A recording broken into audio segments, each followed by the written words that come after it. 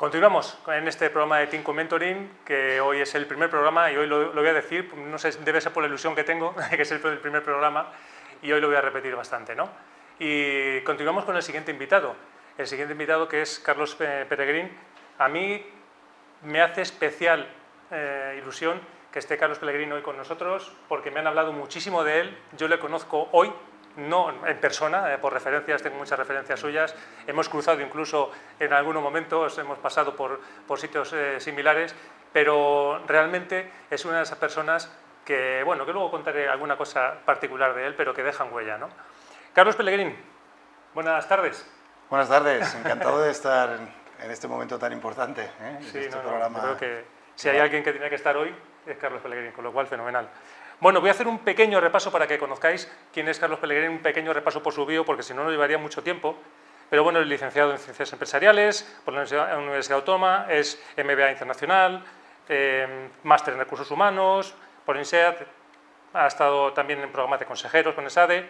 Bueno, lleva más de 30 años trabajando y dedicado a la gestión de cambio y a los recursos humanos. Ha estado trabajando en empresas como Caja Madrid, donde fue director de selección, formación y desarrollo, en Telefónica, de España, cuando fue también director de gestión del cambio, de formación y desarrollo, en Orange, en Iberia. Actualmente es consejero de empresas como Balearia, como la Agencia Española del Medicamento, y está trabajando como socio de Corporate Learning Solutions en ESADE, y además es vicepresidente de honor y fundador de ADECOP. Y además tiene 3 hijos, le gusta correr, le gusta el baloncesto, le gusta la lectura. Carlos, ¿te da tiempo a todo? Bueno, esto es una cuestión de entrenamiento. O sea, mi mujer muchas veces me dice, ¿cómo coges una cosa más? Digo, o sea, al final lo voy a encajar en las horas que tengo. O sea, que... Bueno, y no se me puede olvidar lo más importante, que eres gran amigo de Julio. Y Julio, por supuesto, que te quiere saludar. Hola, Julio. Por supuesto que sí. Yo defino a Carlos como el padre del mentoring en España, porque él es ese germen o esa semilla que se plantó un día en Madrid, en una de las torres de Telefónica, y que dio lugar a lo que hoy es, en cierta manera, la red de mentoring de España. Nada, un placer, como siempre, reencontrarnos, aunque estés en la distancia esta vez. Muy bien, me hace ilusión preguntártelo a ti, y es ¿por qué Julio te llama el padre del mentoring? Es decir, ¿cómo llegó el mentoring a Carlos? ¿En qué momento y cuándo? Bueno, yo creo que soy padre, aparte de 3 hijos, de pocas cosas más, ¿no? Es decir, yo siempre me he inspirado en multinacionales. Normalmente en los 90 y principios de los 2000 eran multinacionales americanas que nos llevaban bastante ventaja. La verdad es que no recuerdo a quién le copié lo del mentoring, porque le copié a todo el mundo. Recuerdo que a IBM, por ejemplo, le copié muchas cosas. En esa época le compré un programa que se llamaba Best Person for the Job, ¿no? Que era la publicación abierta de vacantes que he ido llevando a todas las compañías en las que he estado, y el mentoring fue una de esas herramientas que empezamos a experimentar a final de los 90 y en principio de los 2000, que ha ido funcionando muy bien y que incluso a día de hoy llevo a mis clientes. Yo ahora tengo una pequeña consultora, una boutique, que trabajo para presidentes y directores generales, y en las empresas en las que he estado, cuando tiene sentido, también he puesto en marcha el mentoring.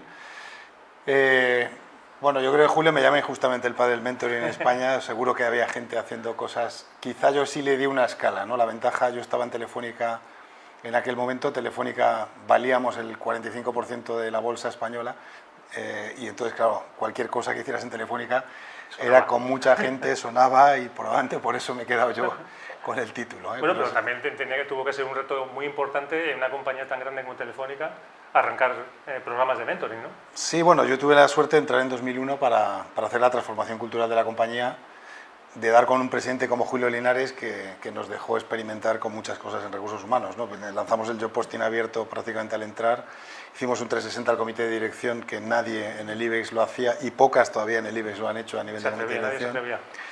Y bueno, dentro de esto nos dejó lanzar el programa de mentoring y bueno, y hasta hoy, porque yo creo que Telefónica sigue todavía con el programa, ¿no? Principios del siglo XXI, yo era un pipiolo de aquella época, no tenía canas, ni tenía algo más de pelo que ahora. Ahí en una torre que está cerca del Santiago Bernabéu, me encuentro con Carlos Pelegrín. General Perón, correcto, sí, un poquito más arriba. Tenía yo ganas de mencionar el campo del Real Madrid, no sé por qué. ¿Eh? Bueno, en fin, ¿a dónde voy? El tema es ese, ¿no? Que me encuentro con una persona que apuesta por el mentoring y bueno, pues en aquella época la experiencia me había hecho ya pasar por algún proyecto y arrancamos un proyecto de mentorías que ya llevaba una cierta inercia. Eran unas 200 personas aproximadamente cada año, con lo cual la corte de mentores que hay ahora mismo en Telefónica debe ser impresionante. La pregunta es, Carlos, ¿qué te llevó en aquel momento a apostar por un proyecto de mentoring en Telefónica? ¿Cuáles eran esas razones estratégicas?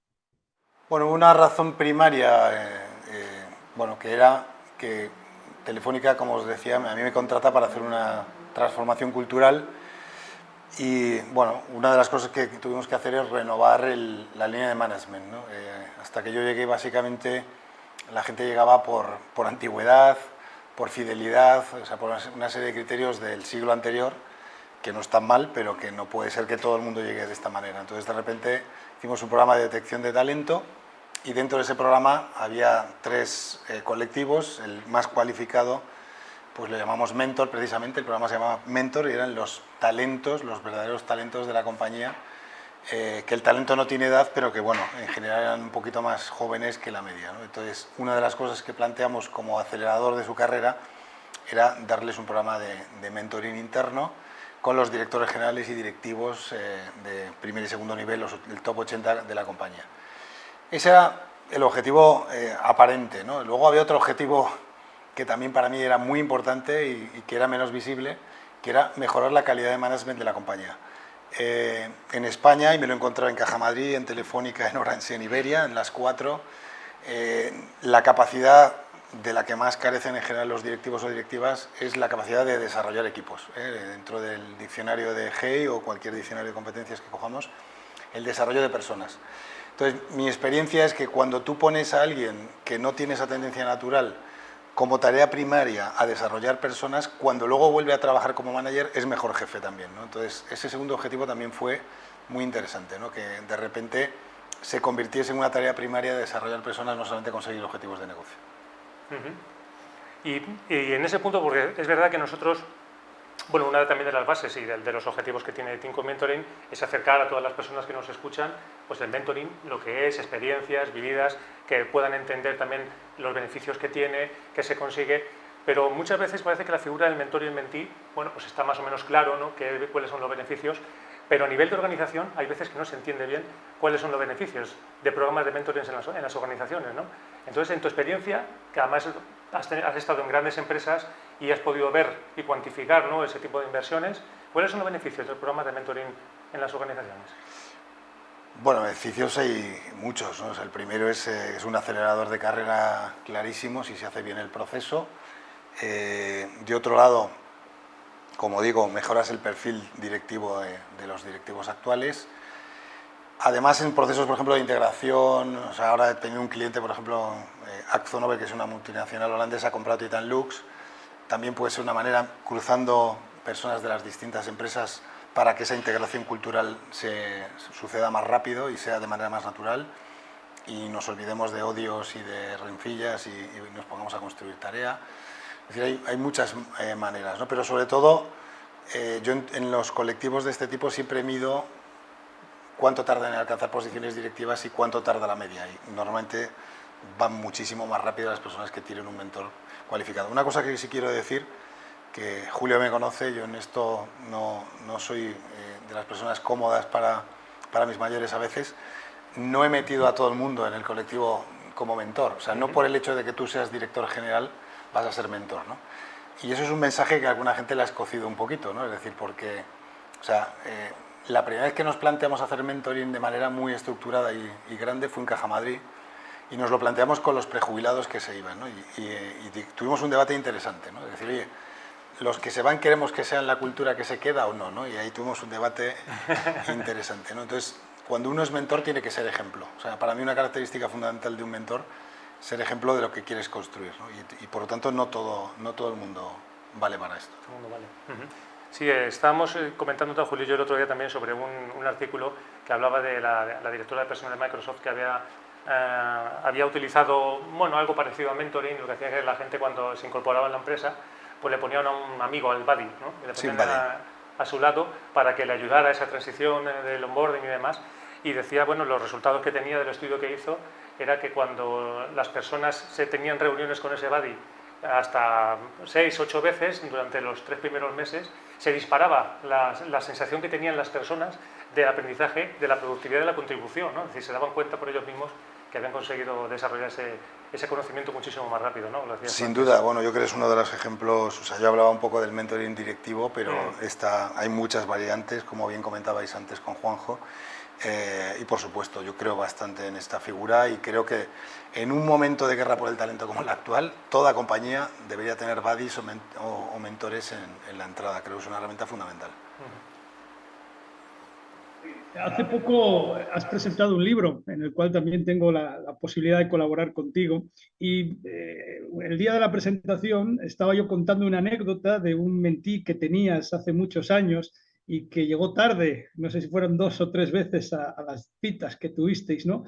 Recuerdo la cara que puso el chaval que estaba al lado tuyo y dice, pero ese fui yo, ¿eh? Con todo lo que significaba, porque aquel día no debiste de ser precisamente como muy suave. Y me llamó la atención porque 20 años después sigues manteniendo relación con ese mentí. La pregunta es que nos hables de eso, ¿no? Que nos hables de alguna experiencia personal que has tenido como mentor, que nos pongas algún ejemplo de lo que hayas vivido. Bueno, empiezo por el final. O sea, yo la relación con los mentores que he tenido y tengo, mañana como con uno de mis mentores, por ejemplo, con Juan Martín Lucas, que fui mi mentor en Telefónica y que ya Juan está jubilado y mañana comemos juntos, ¿no? Yo creo que la calidad de relación que te mete un proceso de mentoring, o sea, en un mundo de relaciones absolutamente superfluas y superficiales, siento decirlo de manera tan directa, es brutal. O sea, yo creo que el 90% de los mentees o mentores con los que yo he tenido relación seguimos conectados semanalmente prácticamente, ¿no? Y con el resto seguimos conectados de alguna manera, ¿no? Entonces, es una relación de alta calidad. Otra cosa que me has oído muchas veces es que el buen mentor, igual que el buen coach, te tiene que despeinar, o sea, te tiene que sacar de la zona de confort y a veces de manera asertiva, ¿no?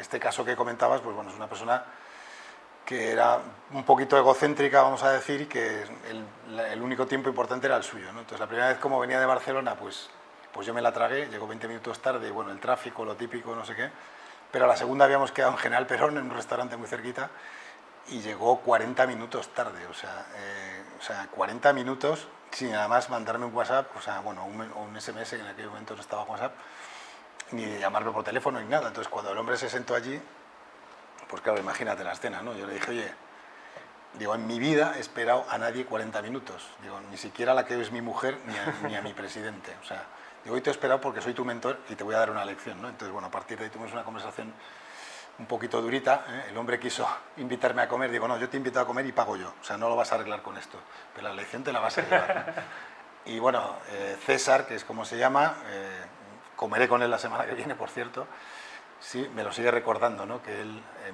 nunca más llegó tarde a reuniones a partir de esa experiencia, ¿no? O sea, yo creo que al final, como decía antes Pedro muy bien, el mentor tiene que sacarte un poquito de esa zona de confort para de verdad hacerte crecer, llevarte a zonas que tú mismo no conoces de tu rendimiento, ¿no? Me encanta el comentario que haces porque otra de las cosas que a lo que nos enfrentamos cuando hablamos con clientes, ¿no? Determinados perfiles, ¿no? Tú llegas a una empresa y los determinados perfiles con mucha experiencia profesional, muchos años en la empresa, pero bueno, ni tú te gusta el programa de mentoring y tal, bueno, ¿y qué te gustaría ser, mentor o mentí? Te dicen, yo mentor. Y te dicen, no, ¿y por qué no mentí? No, yo mentor. Entonces, una figura como tú, que además eres un referente para mentores, también dices, y también has sido mentí. ¿Qué le dirías a Sigo eso? siendo, Sigue siendo mejor todavía. Yo sigo siendo mentí, de hecho, me desengancharé antes de ser mentor que de ser mentí. O sea, a mí me ha enseñado mucho Juan, por ejemplo, que es un crack, con el que como mañana, o sea, contando un caso personal que cuento en mis clases, ¿no? Es decir, yo de jovencito, si yo ahora soy terrible, de joven era mucho más terrible todavía, y cuando me conoció Julio yo era muy agresivo, ¿no? Porque me habían contratado para transformar un bicho como aquel, ¿no? Con 40.800 personas en España solamente, y en algunos proyectos trabajaba a nivel mundial para hacer transformación para 200.000 personas. Llegué con 33 años y era, pues eso, básicamente una fuerza de la naturaleza desbocada, ¿eh? Entonces, a los 3 años o así, o 2 años, me di cuenta que eso había que cambiarlo, ¿no? Que había que trabajar con otras herramientas, ¿no? Y bueno, Juan me recomendó un libro que sigo teniendo de cabecera, que se llama El arte de la prudencia, pero aparte de eso, trabajó conmigo en cómo mejorar algunas capacidades, ¿no? Y bueno, como tenemos poco tiempo, yo le conté que estaba mejorando porque, bueno, tenía una tablet y cuando, en vez de ser agresivo en las reuniones, cuando iba a intervenir y no tocaba, pues lo escribía. Bueno, le conté ahí un rollo que el tío me miraba así, me diciendo, muy interesante, o sea, entonces, ¿has cambiado? ¿Estás contento? Sí, sí. Y el tío cuando ya acabó me dice, mira, pero ¿sabes la duda que me queda? Si has cambiado tu comportamiento por los pobrecitos que están contigo para que no se molesten, o si de verdad porque crees que tienes que cambiarlo, ¿no? Entonces fue como si me cortaran la tripa por el medio y digo, ¿qué razón tienes? O sea, realmente yo no estaba cambiando mis valores de verdad, por lo tanto era un cambio de postureo, que se dice ahora, y me di cuenta en ese momento que o conectaba de verdad con un cambio de valores o eso no serviría para nada porque a los 3 meses volvería a las andadas y volvería a ser agresivo y a hablar cuando no debía, ¿no? Entonces, yo eso quiero seguir teniendo a alguien al lado. Ahora estoy en un momento también ahí de replantearme cosas, si vuelvo a la vida ejecutiva o no y tal, y necesito a mi mentor al lado para tener conversaciones poderosas, ¿no? Nunca se deja de ser joven en ese sentido. Efectivamente, cuando dicen, no, es que yo, con la edad que tengo, yo no somos jóvenes, ¿no? Vamos a desmentir que somos jóvenes, ¿no? Qué bueno, muy bueno, muy bueno. He aplicado 8 historias de éxito, la última aventura, digamos, literaria o no literaria, porque mezclas un poco una historia, digamos, con conceptos sobre el mentoring, ¿no? En este libro hablas de la experiencia compartida con Alicia. Alicia, que fue una compañera tuya en una de las compañías donde lideraste la práctica, ¿no? ¿Qué destacarías de ese proceso en concreto, respetando lógicamente la confidencialidad? Va a parecer que solo hago que comer porque el lunes pasado comí con Alicia, que ahora está en Ferrovial. Alicia, cuando yo la conocí, estaba en el área de sistemas de Iberia. Y era la típica persona que eternamente le prometen que llegará lejos, pero nunca le daban la alternativa, ¿no? Que se dice en términos taurinos, nunca le daban la oportunidad.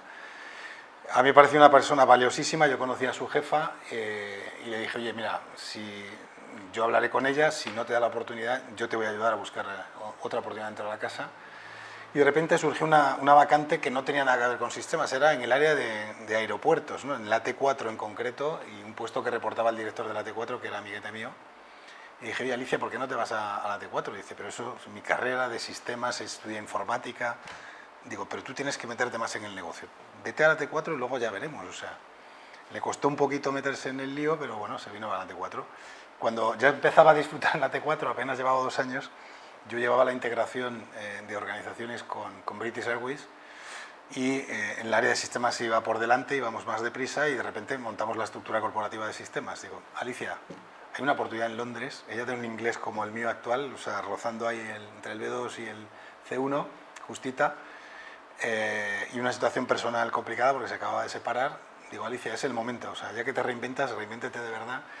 Y nada, pues al final dio el salto, se fue a Londres y eso le cambió totalmente la vida, el nivel directivo que cogió y bueno, la verdad es que ha sido una historia de éxito y es la que contamos en el libro. Y ella cuenta, que es lo más interesante en el libro, mucho más que mi parte, ella cuenta sus vivencias, ¿no? Cómo fue viviendo estas conversaciones y cómo bueno, esas reflexiones que hacíamos juntos le ayudaron a tomar decisiones vitales, ¿no? Que ahora la llevan a tener un puesto directivo en Ferrovial de primer nivel.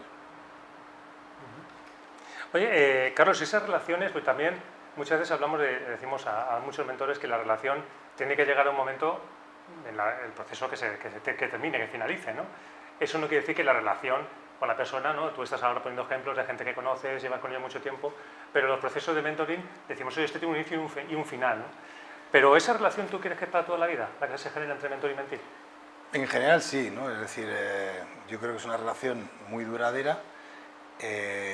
Lo que pasa es que en la época que estás en el proceso formal, con la metodología que Juanjo y tú comentabais antes, bueno, hay unos meses ahí, depende de las compañías, 1 año, año y medio, 2 años, donde, bueno, yo siempre he metido algunos ingredientes en el proceso formal divertidos. Por ejemplo, una cosa que hacía es un día en la vida, ¿no? Entonces se venían conmigo y pasaban un día conmigo. Elegía un día que fuera muy intenso. Recuerdo, yo creo que fue César, que a mitad del día estaba tomándose una pastilla. Dice, no es para aguantar tu ritmo, todos los días son así un poco... Digo, hombre, todos no son tan intensos, pero casi, ¿no? Y otra cosa que yo siempre he hecho es conectarles entre ellos, ¿no? Yo todos mis mentees organizaba encuentros cada X tiempo, de manera que también ellos se hicieran una suerte de mentoring entre los más senior y los menos senior, o hicieran ese reverse mentoring en temas donde uno sabía más que el otro, ¿no? Es decir, en realidad es crear una red. Y esa red para mí siempre, o sea, César, los 2 últimos trabajos que ha tenido, pues son 2 empresas que yo he asesorado, curiosamente, ¿no? Es decir, se produce ya una conexión mucho más allá de lo profesional, claro, sí. Y que, bueno, que lleva a que te sigas apoyando, viendo y creando, ¿no? Juntos. Carlos, tú siempre estás inspirador, no tengo dudas que eres aprendizaje puro y duro. Cada vez que te veo saco alguna idea nueva y te tienes más que merecido ese título del padre del mentoring en España. No te pongo abuelo porque si no sé que te vas a enfadar conmigo y además abuelo ya se lo hemos nombrado a otro amigo común nuestro, ¿no? Ya para ir cerrando la entrevista, me gusta pedirle a los invitados pues, que nos dejen una frase inspiradora. Tú tienes muchas, te he escuchado mucho a lo largo de la vida, pero alguna que puedas compartir ahora mismo y que nos provoque, que veamos a ese Carlos, a esa esencia de Carlos en vivo y en directo. Últimamente la que más repito como un karma es lo mejor está por llegar, ¿eh? Quizá porque ya le he dado la vuelta al jamón y estoy en la segunda parte de la vida, pero pienso que lo mejor está por llegar. De hecho, hay estudios que demuestran que los años más felices son de los 50 a los 67 más o menos, o sea que estoy en la mejor etapa, igual que tú, Julio. Y bueno, yo creo que es que en una sociedad muy confundida en este momento y con muchos estímulos negativos, hay que pensar que lo mejor está por venir. Cualquier tiempo pasado fue peor. Así que vamos a construir juntos un mundo todavía mucho mejor que el que nos ha tocado en herencia.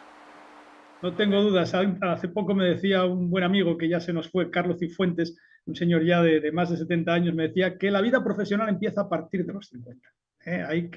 Ahí lo dejamos, ¿verdad? Pedro. Bueno, pues mira, yo voy a utilizar una cita que se la he escuchado a Julio muchas veces y yo creo que hoy es el momento ideal. Era una cita que dice algo así como si pude lograr ver más allá es porque me subí en hombros de gigantes, ¿no? Bueno, pues aquí tenemos la suerte de tener a un gigante, Carlos Pellegrín. Un placer, un honor, de verdad. Ojalá te tengamos más veces, vamos a tirar de ti para tenerte más veces. Y nada, súper encantado de haber contado contigo hoy aquí. Para mí un placer estar con amigos siempre que queráis, ¿eh? Y enhorabuena por la iniciativa porque va a ser un éxito. Muchas gracias, Carlos.